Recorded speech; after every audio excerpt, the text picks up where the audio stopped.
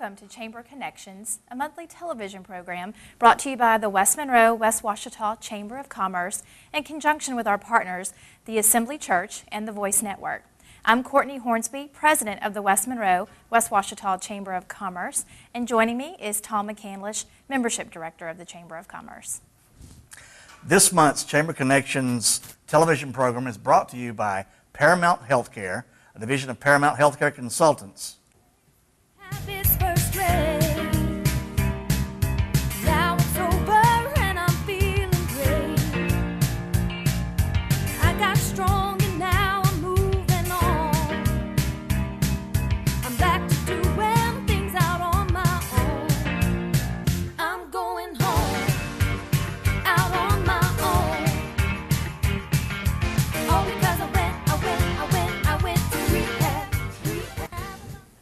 We want to thank Paramount Healthcare Consultants and Avalon Place again for serving as this month's sponsor of our Chamber Connections television program.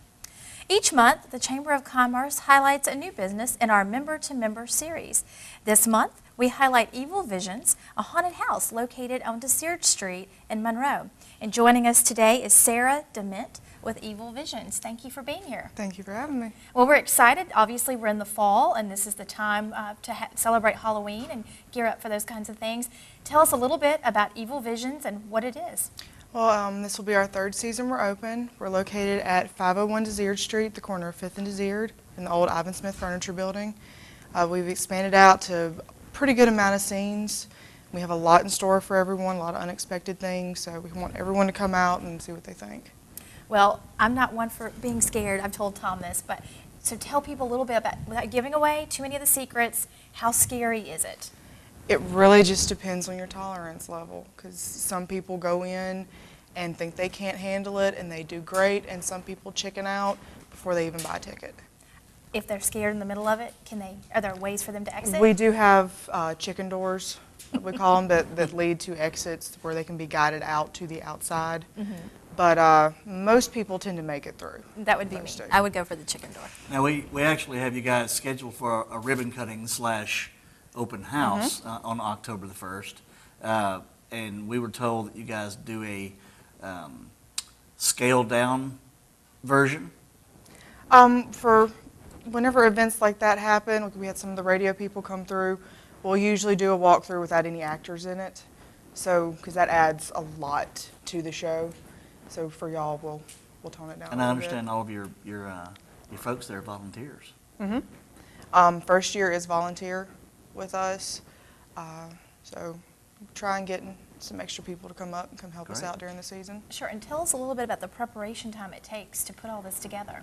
We start preparing the day we close.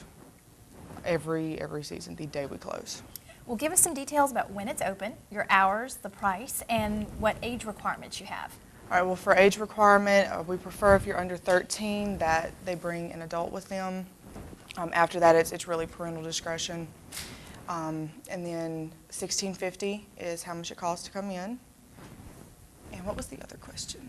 Well, tell us again about what days of the week you're open and your hours of operation. Well, we open October 4th, and we're open from 7 to 12 every Friday and Saturday throughout the month, including November 1st and 2nd.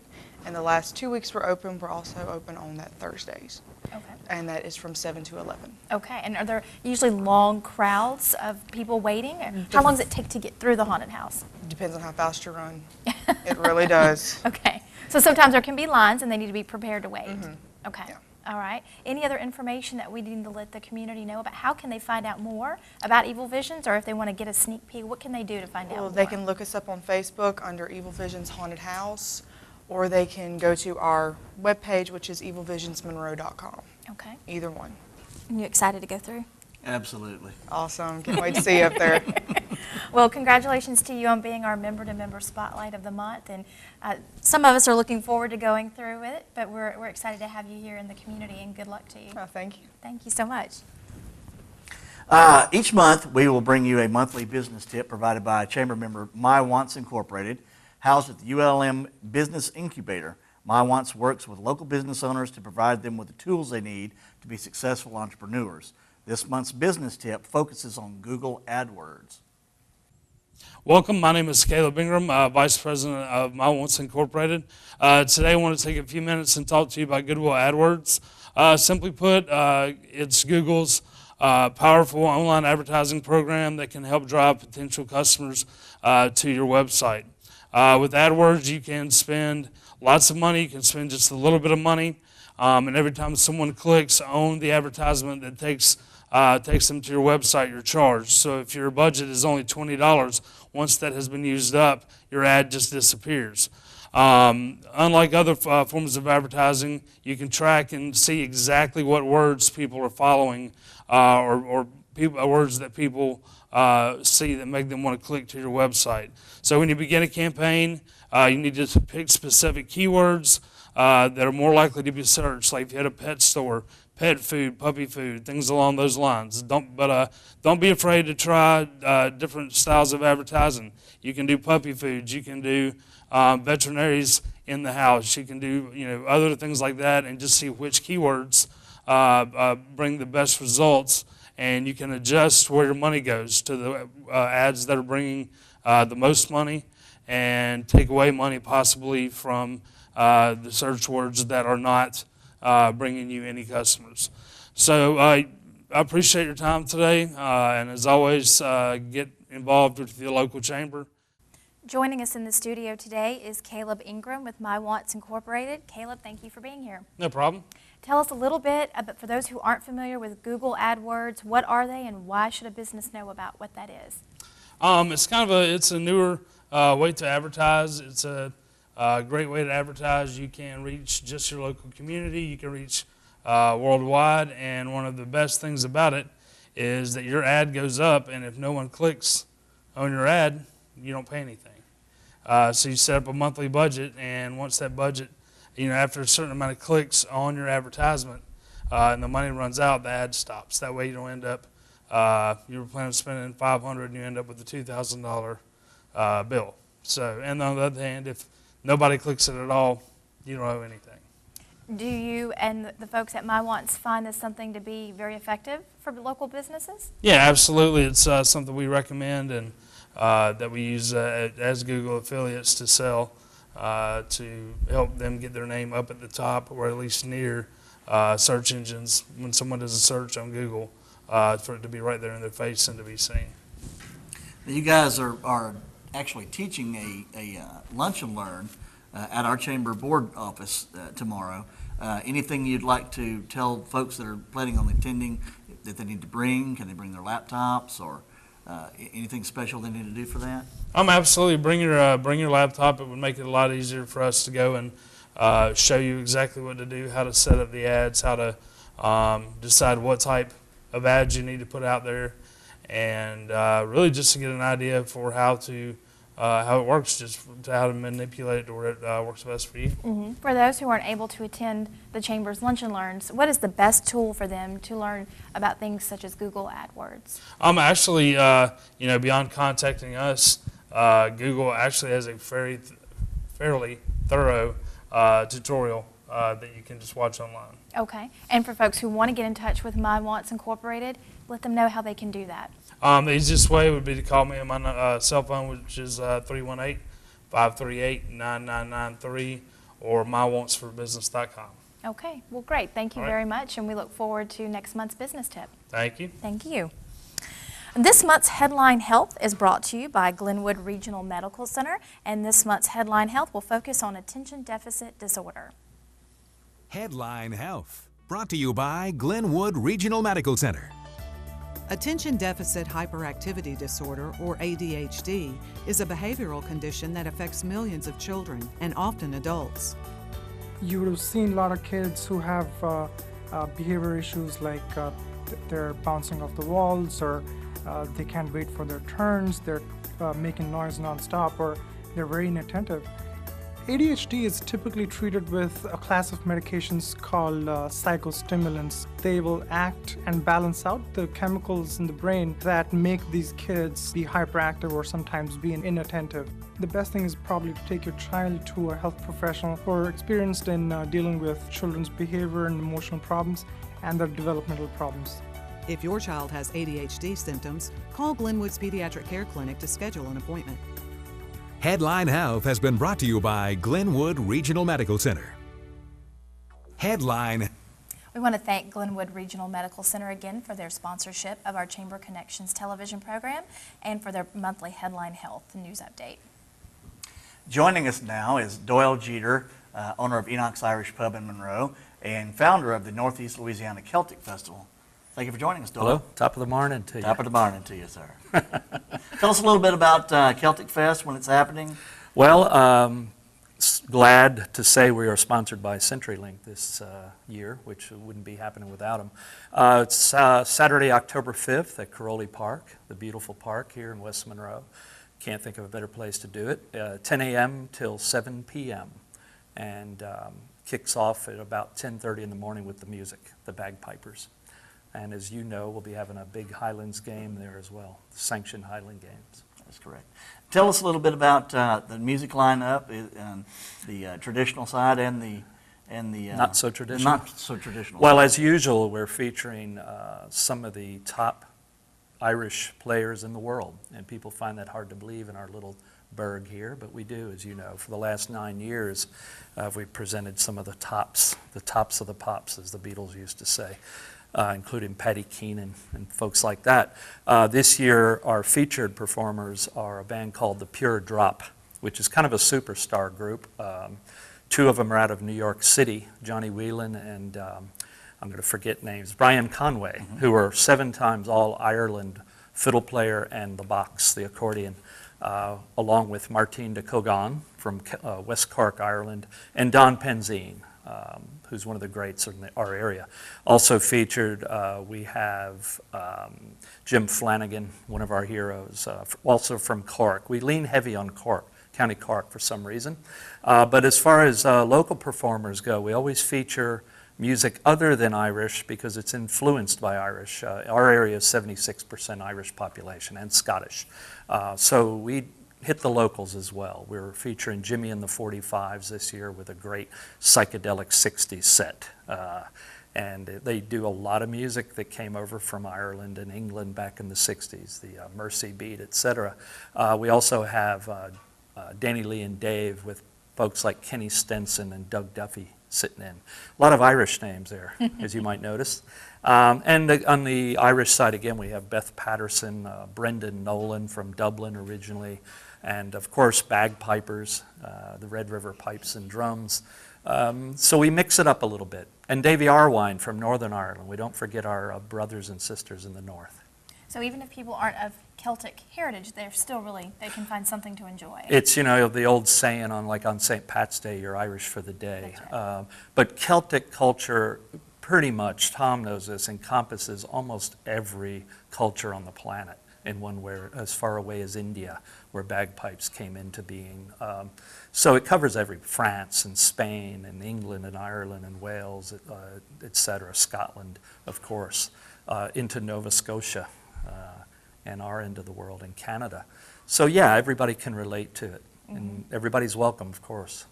Now, is there an admission to get into Celtic There Fest? is no admission other than to get in the park. It's a huge amount of money, 50 cents a piece. So get your quarters the ready. festival's free. Yeah, bring your quarters.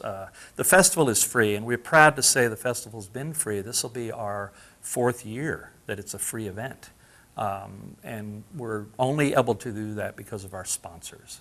So we have a lot of local people just come up and give the money, but we do have some corporate funding, et cetera. A lot of support from the city of West Monroe. And who else? Oh yeah, the West Monroe Chamber is an amazing help this year. And we're so proud of the people we're affiliated with. We even have I think you're going to talk about it in a minute, a Run for the Kilts, a great 5K run that morning. So yeah, it's a community event. It's family friendly. It's a no smoking event, which we're proud to say we kicked that off. And we have quite a few other things for the kids. Beth Patterson's doing a kids show. Debbie's School of Dance is going to be out there with a bit of a fundraiser with lots of jumpers and games for the kids. We like to include a lot of non-profs into our event every year. So we're proud to have people like Chenault Aviation, Blue Star Mothers, Sons of the Confederate Veterans are going to be there this year. That'll be a bit of fun. But KEDM Public Radio, I could go on and on. But I always invite nonprofit groups. For one thing, it should be that way. And for another, they let all of their members know about the festival. So it's, a good communication way to go. Well, speaking of that, if people have questions about Celtic Fest, what is Right. the best way for them to get the information? They can go to our website, nelacelticfest.org, or they can just get on Facebook, type in Northeast Louisiana Celtic Festival, and it's bound to come up. And we have quite a bit of information. We get back to you as soon as we can. Great. Well, we're all looking forward to it. I know Tom It's going is. to be great. Tom is one of the founding members of the That's festival. right. I never want to forget that. Tom and my daughter Molly, it wouldn't be done without them. Good. Well, thank you so Thank much you. for being Thank here. you. Thank We'll you see for you, coming on. see you at the fest. Let's take a look at some of the upcoming events hosted by the West Monroe-West Ouachita Chamber of Commerce.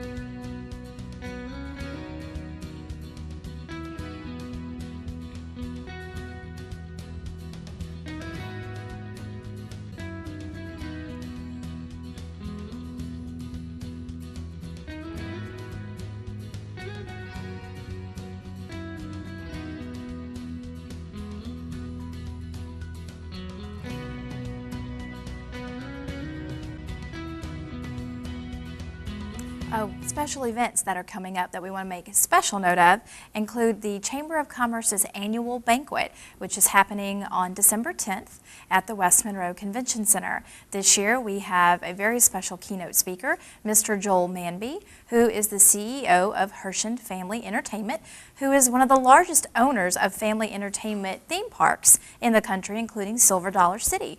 Mr. Manby is the author of a book entitled Love Works, and he will be the keynote speaker at our annual banquet, providing a message of how local businesses can use love and compassion in the workplace. We have tickets on sale now for this annual banquet, which again will be on December 10th at the West Monroe Convention Center at 7 p.m. So if those are interested in being a sponsor or in purchasing individual tickets, please call the Chamber at 325-1961, or feel free to visit us on Facebook or online at westmonroechamber.org. We also have another special event happening in just a few weeks. Our Chamber of Commerce Adopt a School Committee will be hosting a fundraising day with Raising Cane's. This will be at all 3 Raising Cane's restaurants in the Northeast Louisiana area in West Monroe, Monroe, and at the Pecanland Mall. On that day from 11 a.m. until 8 p.m., all funds, all sales related to Raising Cane's that day, where you reference Adopt a School or Ouachita Parish School System, or just say schools, a portion of those sales will go to the Adopt a School program, which is administered by the Chamber. That program is a program that connects each of the 36 public schools in Ouachita Parish with at least one business corporate adopter. And our goal is to provide a connectivity from the business leaders to our local school system to help supplement where the schools cannot. So again, if you can support us that day on October 8th at Raising Cane's, we'd greatly appreciate it. And as we mentioned earlier with Doyle Jeter from Enoch's Irish Pub, regarding the Northeast Louisiana Celtic Festival, the heavies are coming. Heavy Scottish Highland Games are back at the Northeast Louisiana Celtic Festival this year. These games are sponsored in total by Dr. Jeffrey R. Counts. Jeffrey is a good friend of mine, from a great friend of years, and is a wonderful surgeon with the North Louisiana Sports Medicine Clinic. So we'd like to thank Dr. Counts for his support of the games. Also this year, helping to sponsor Red River Pipes and Drums is Clan Robertson, and it is the family Robertson of the Robertsons that we all know.